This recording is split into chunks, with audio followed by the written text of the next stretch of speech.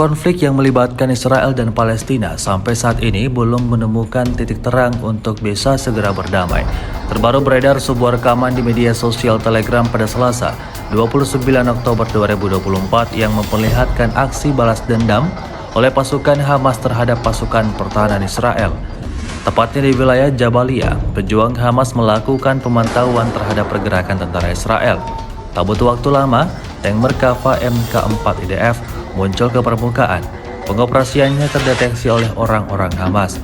Alhasil seperti yang terlihat dalam rekaman, serangan brutal tentara Hamas ciptakan ledakan dahsyat pada kendaraan target. Hingga video ini beredar, beragam komentar dituliskan warganet.